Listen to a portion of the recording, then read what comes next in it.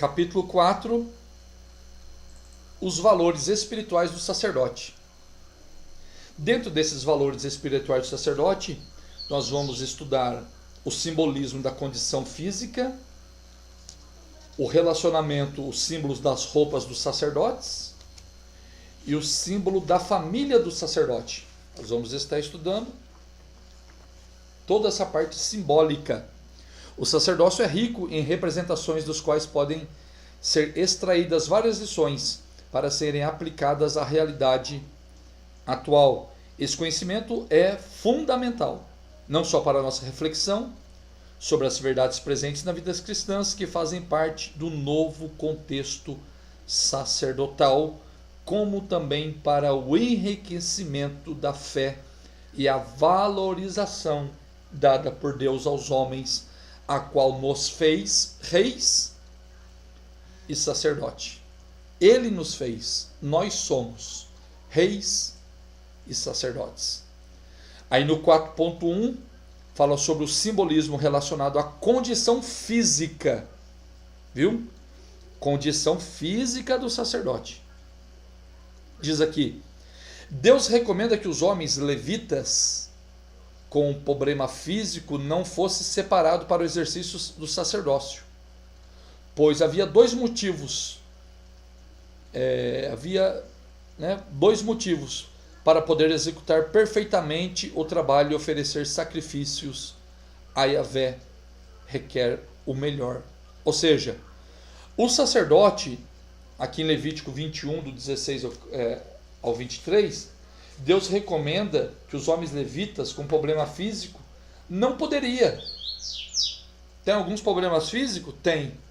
Deus não requer ele no sacerdócio. Mas por que Deus ele está fazendo acepção? Não, pelo contrário. Deus não estava desprezando e nem fazendo discriminação.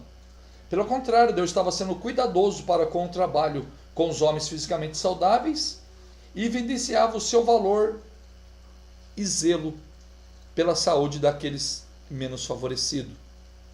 Ou seja, deixa eu dar uma pausa aqui.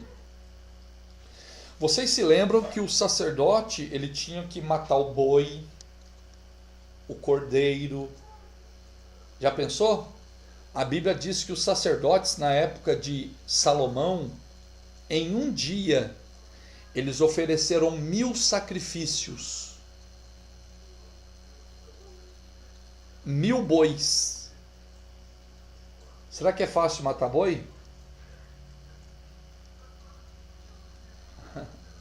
Será que tem que ter força? Será que tem que ter uma certa agilidade?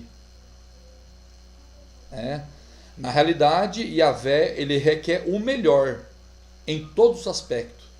Assim como ele não aceitava uma oferta de um animal cego, manco, coxo, ele também requeria que o ofertante, que aquele que estava intermediando, é claro que nós estamos falando do antigo pacto, mas nós vamos falar já das condições e os valores espirituais no novo pacto. No antigo pacto, o sacerdote, aquele que estava diante de Deus, não poderia ter o quê? Não poderia ser cego, não poderia ser coxo, não poderia ter o nariz chato, não poderia ter o membro demasiadamente comprido ou grande, não poderia ter pés quebrados, mãos quebradas, corcunda ou corcovado, não poderia ser anão, não poderia ter sarna, não poderia ter impinge e não poderia ter o testículo quebrado. Olha o que Deus exige. Não poderia ter nenhum desses problemas. O sacerdote ou levita não poderia ser cego ou ter pouca visão. Vamos aplicar para os dias de hoje? Um líder ou o próprio crente, ele tem que ter visão. Os olhos são capazes de enxergar sem a mente. São por meio dos nervos ópticos que ele envia ao cérebro todos os estímulos que recebe. Lá essas informações são organizadas e interpretadas. O cristalino, que funciona como uma lente na retina, projeta uma imagem de cabeça para baixo. Cabe ao cérebro inverter. Lá na posição certa, aquele que não tem visão. Não está apto ao sacerdote, líderes sem visão, como um carro sem farol de noite. Quando se perde a visão de Deus, perde-se também o foco do objetivo principal do reino de Deus. Perde-se também a direção. Que Deus nos ajude a fim de que tenhamos sempre o colírio para ungir os nossos olhos. Não somos sacerdotes? Temos que ter visão de Deus. Temos que ungir os nossos olhos, aquilo que ele diz aqui em Apocalipse 3:8. Aconselho que unge os teus olhos com colírio, para quê? Veja. O crente, ele tem que ter visão de Deus, o olho aberto, o olho espiritual aberto, para compreender. Tem que ter visão. Não havendo visão, o povo se corrompe. Tem que ter visão. Segundo, coxo. Não pode ser coxo. Pessoas que manquejam por causa de defeitos na perna ou nos pés, Hebreus 12:3. O coxo tem dificuldade para andar, são lentas. Quando os obreiros que manquejam espiritualmente não conseguem firmar o propósito com Deus, são obreiros que cocheiam em dois pensamentos. São indecisos, não têm firmeza espiritual. O obreiro precisa ser decidido, seguro daquilo que é. Ou seja, somos sacerdotes? Como que nós estamos andando na presença de Deus? Estamos manquejando? Ou estamos andando? Quão formosos são os pés que anunciam as boas novas. O que é que mantém um corpo firme? Os pés, né? Então, como que nós vamos ser bons sacerdotes se tiver o pé quebrado? E o nariz, irmão? E o nariz? Não podia ter nariz chato. O nariz é o órgão do olfato. Por isso não podia ser chato. Ter nariz chato significa não sentir mais o cheiro de Cristo. Não exalar mais a glória de Deus. Outra verdade é o que o obreiro não deve meter o nariz nas coisas que não são chamadas, aquilo que não agrada a Deus. Não meter o nariz naquilo que não lhe cabe. Ou seja, o crente meter o nariz na onde aquilo que não é chamado, nariz chato. Não pode ter esse defeito de nariz. Não tem aquele ditado, né? O que você está metendo o seu nariz aqui? Né? Então, será que nós estamos sendo sacerdote mesmo? Será que nós estamos colocando o nariz naquilo que é chamado? Não é mesmo? Vamos lá. Membros demasiadamente compridos. Isso fala de exagero. Esses membros demasiadamente compridos aqui, irmãos, é o seguinte, tanto os irmãos e o pessoal do grupo, os que vão assistir a aula. Alguns, nem todos, eu já li uma referência que fala sobre o órgão, a genitália, o órgão sexual comprido demais. Mas como eu não achei assim base para tal, só estou falando a nível de especulação, né? Mas aqui diz aqui, membro demasiadamente comprido, isso fala de exagero. Pode estar relacionado aos membros do corpo, como as pernas, braços, língua, ouvido, boca, olhos. Em tudo precisamos ter equilíbrio. Não pender nem para o lado nem para o outro, nem para a direita nem para a esquerda. O homem de Deus precisa ser correto. Membros demasiadamente compridos, língua comprida. E aí?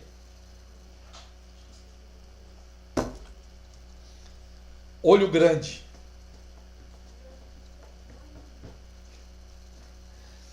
Orelhudo. Orelhudo ouve, fica com o ouvido fica com o ouvido atrás das portas.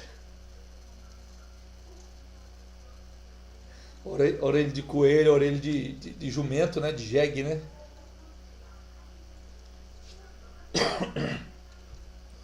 Capturando tudo com as antenas compridas. Então o obreiro e o sacerdote, nós estamos falando para dois tipos de pessoa, falando para o obreiro e falando também, como somos sacerdotes de Cristo, devemos, entendeu? Pés quebrados. O que é pés quebrados? Geralmente essas pessoas vivem mais sentadas. E qual é a ordem de Deus? Levantai e andar, porque aqui não é vosso descanso. Miqueias 2:10. Conformosos são os pés que anunciam as boas novas. Né? Os pés são o sustento do corpo, portanto não podiam ficar pés quebrados, deveriam ser perfeitos. Ou seja, há uma grande diferença do coxo que não anda e dos pés quebrados. Né? Ou seja, o coxo ele não anda de jeito nenhum, ele nem movimenta as pernas. E os pés quebrados, a pessoa tem preguiça de ficar de pé e não pode, não se firma de pé. E não anda corretamente. Não anda corretamente. Por quê? O que faz ele andar corretamente? Os pés. Né? Então o que acontece? Pé quebrado. Quebraram os pés do menino. Né? Então não pode ter o pé quebrado, tem que estar firme, levantar e andar. Levanta e anda. O que Pedro disse para aquele paralítico dos pés quebrados em Atos 3? Levanta e anda. Jesus disse também, né? Levanta, toma tua cama e anda. Como obreiros, não podemos ficar parados. Como crentes em Jesus, sacerdote de Cristo, levantar e andar, e o nosso descanso não é aqui. Mãos quebradas. Falam de trabalho. As mãos quebradas são os que não se estendem para abençoar as pessoas. Mãos na Bíblia representam o nosso trabalho, nosso serviço para Deus. O sacerdote tinha que ter as mãos perfeitas e hábeis para o trabalho. As mãos têm um valor fundamental. Quando ungimos os enfermos, quando oramos pelas pessoas, usamos as mãos. Que o Senhor nos ajude no sentido que tenhamos as mãos verdadeiras. Como sacerdotes de Deus, mãos limpas. Paulo diz, levante as mãos, sem ira e sem contenda, para o alto. Tem obreiro, mão quebrada, fala de mão mirrada. Mão mirrada. Não abençoa ninguém, é um miserável, é um pão duro. Já que a aula está sendo gravada e vai passar para... Né? Tem gente que só quer ser abençoado, mas não abençoa ninguém. No nosso grupo seleto, tem algumas pessoas com dificuldades para continuar. Eu até postei lá. E nós estamos fazendo uma vaquinha entre os irmãos, cada um ajuda com um pouquinho. Para quê? Para essa pessoa não parar. Falta 10 livros só. Falta 10 livros, o irmão não pode parar, a irmã não pode parar, essa pessoa não pode parar de fazer o curso. Cada um dá um pouquinho e a gente soma tudo e vai lá e paga o curso. Abençoa, não seja mão mirrada, não seja mão quebrada. Porque Deus ama aquele que dá com alegria, aquilo que eu planto eu colho. Agora tem gente querendo colher e não planta nada. Aí fica com a mão mirrada. E mão mirrada não serve para Deus. Corcovado, não é mesmo? Mão mirrada, miserável.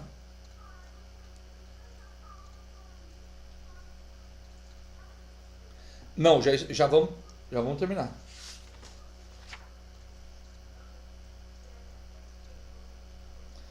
Vamos só finalizar então essa parte aqui da característica do sacerdote. Aí nós já para. Anão, ele não pode ser corcovado e nem anão. Não pode ter sarna, impinge e nem testículo quebrado.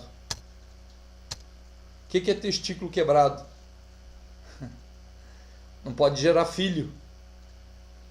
Pode dar filhos espirituais concurvado. A pessoa corcunda só olha para o chão. Anão, pessoa que não cresce na fé. A sarna é uma infecção causada por um parasita, ou seja, é transmissível a sarna. A impinge também é causada por fungos dermafóticos, né? Ou seja, o sacerdote ele tinha que ter uma vida reta, uma vida digna, uma vida limpa diante de Deus e de todos os homens. Alguma dúvida aqui, embora eu dê uma passada um pouco rápida?